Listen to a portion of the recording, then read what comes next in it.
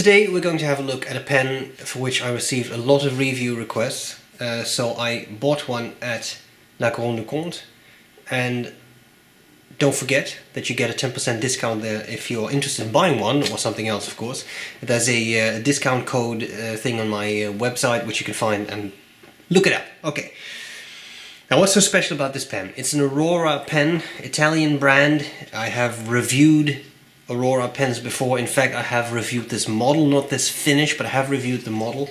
But this is that 88 limited edition that they have launched, and that has a Flex Nib. And as the whole world goes insane over Flex Nibs, I understand why people would like to see the pen in action. So I'm going to discuss the parts of the pen. I'll tell you what I like about it, what I don't like about it, and then we'll do a writing sample. As I have reviewed the model before, I'll try to go over the model a little bit, briefly, not spend too much time on that, because I have done other reviews of the black satin model, which is the exact same pen. Box, nice, cardboard sleeve, cardboard box, then this sort of fake leather, which is nice, classic box, classic design. Opens up, bottle of ink, sorry, a little hard to take out because it's still sealed, but Aurora black, considered by many to be the gold standard of blacks. A very nice, intense, rich black ink, so it's nice that you get a bottle of that. There is the little pen bed which has a little gold plaque. I know there's a lot of reflection, but it says Penino Oro Massiccio. I wonder if I pronounced it correctly. Anyway, 14 karat solid gold nib, and then in the box is the little warranty, user guide, etc., which is a fairly standard thing. It gives you nib grades and all that stuff. So, but what you're interested in is the pen. So let's cover the parts of the pen. This is the yellow model. They have launched and will launch a couple of unique colors. As far as I know, all solids, so yellow, red, blue, etc. And well, that's all there's to it. So let's quickly have a look at this pen. Cap at the end is, or at the back I should say, is marked with the number of the pen, because it is a limited edition, because Aurora has been in business for a certain amount of years.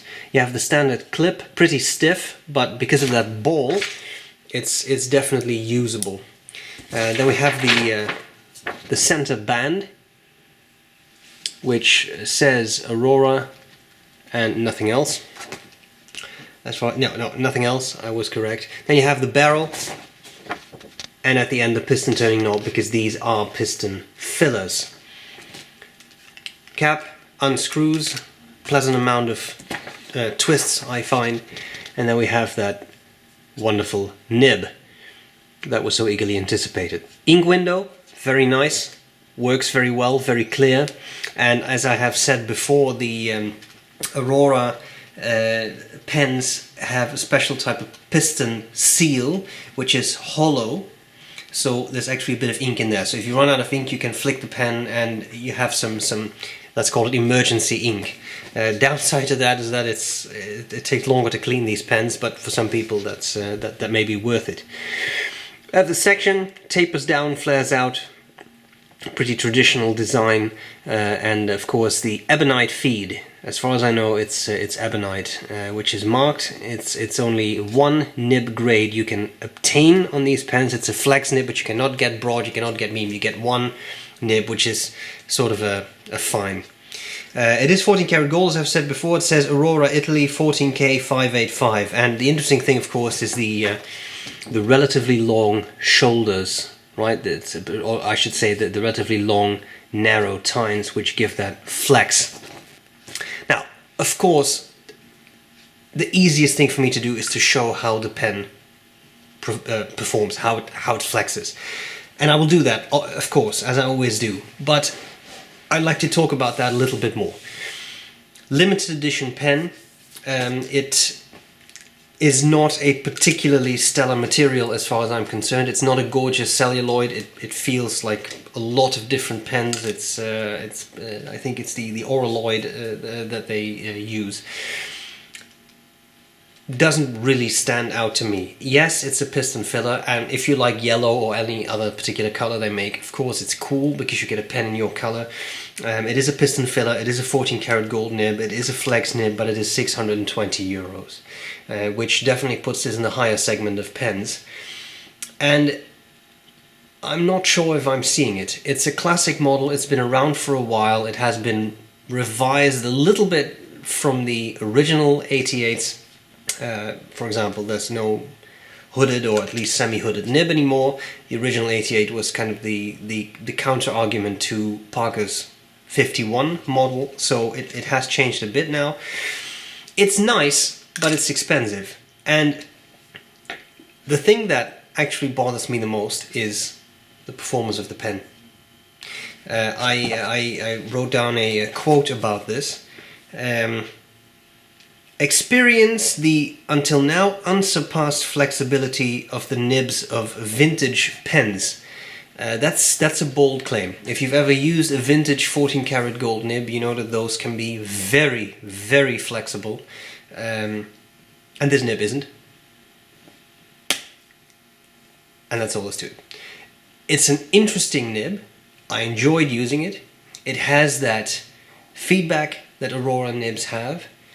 The modern Aurora nibs that I have used invariably are very stiff, and this nib is indeed a bit softer, but to be honest, at best I would call this a good semi-flex nib. It is not close to vintage flex, and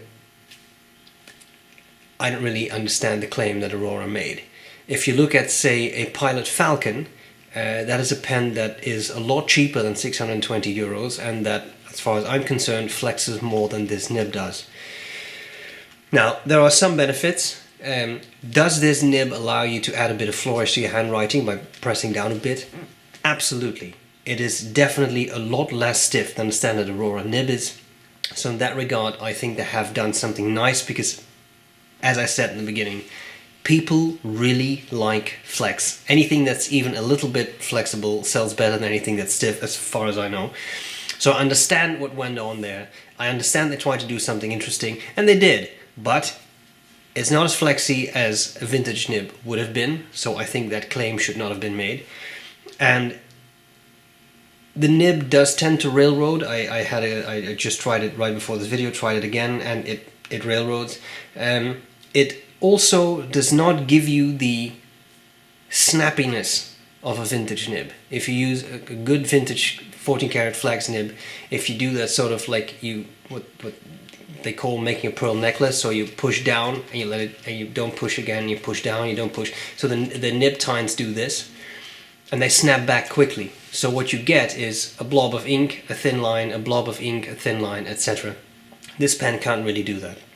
I was unable to do that. It just doesn't have that good snappiness that a vintage flex nib has. So, interesting pen, collector piece, wonderful for collectors of Aurora, wonderful for people who like specific colors like this yellow, and I do have to say, I find this an attractive yellow. It's very bright, it's a very happy color, I see how this would appeal to people. But as far as I'm concerned, the nib didn't work. I had similar reservations with Omas. They had their extra flexibile nib. There was a lot of variation in those. I have used a few that were so soft that if you flex them once, they sprang. Then it's not an extra flexibile nib. Then you should warn people that they shouldn't actually flex it. In the same scenario here, you cannot say this is vintage flex when it's not. Having said that, interesting pen. Now, enough blathering. I think what we need to do is see the pen in action. That's what I'm going to do next. Measurements of the pen, as well as high resolution pictures, will be on the website sbrebrown.com, and now you really need to see how this pen flexes or does not do that. But that's coming up next. Hope this was useful so far, and as always, I'll gladly see you later. Bye bye. Okay, let's have a look at that Aurora 88. And one thing I had wanted to point out, but that I forgot, is that at some point, and I have posted a picture of that on Instagram. I used a prototype of this pen. Not that was the blue one, but the prototype of that Flex Nib, and that actually was a lot springier than this is, but it also couldn't keep up with ink demand. So it looks to me like Aurora put that out, had it tested, and changed their, I don't know, their alloy or whatever. But I had to return that prototype, so I can't show you. Okay then, deep breath and let's see what happens. Here we have the Aurora 88 88, and so the nib is the Flex Nib. I am using it without any pressure, so my handwriting is even worse than usual, but I'm trying to really not make it flex so that I can show you that better later. The ink is a Sailor Gentle Apricot. Let's do some writing. And the paper is Rhodia. You can hear the feedback. Aurora nibs are feedbacky. Some people like that, some people don't. But do not buy this if you want a glassy, smooth nib. That was not a skip, that was me. Okay, let's do some fast writing.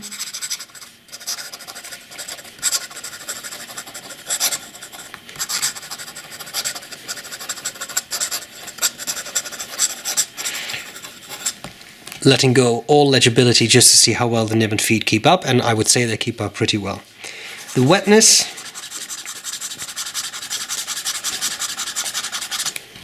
it's not a super dry nib, it's also a pretty wet ink. And now, of course, the thing that you have come here for, the flexibility.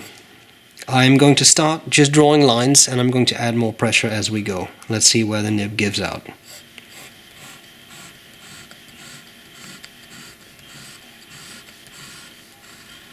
That's as far as I'm willing to push it, because I start to get feedback. I mean feedback as in, don't push me any further.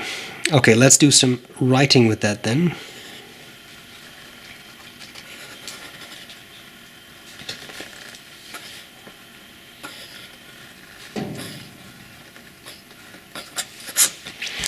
Not bad. And here's that thing I was talking about, that pearl necklace. So you see right now there's only railroading. I'll tap that, get that going. I was flexing that pretty hard there. You see, what you get here is pretty much one straight line.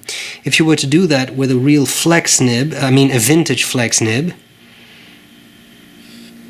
I'm exaggerating here, but you would get something like this, because the tines would snap shut much faster, and this pen just cannot replicate that. So yes, you get line variation. That's true without a doubt. You also get railroading, and you don't get that snappiness that a vintage pen has. So there's that.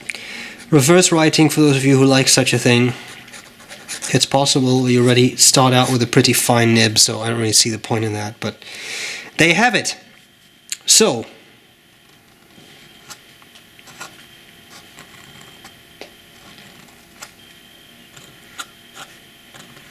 I hope this was useful,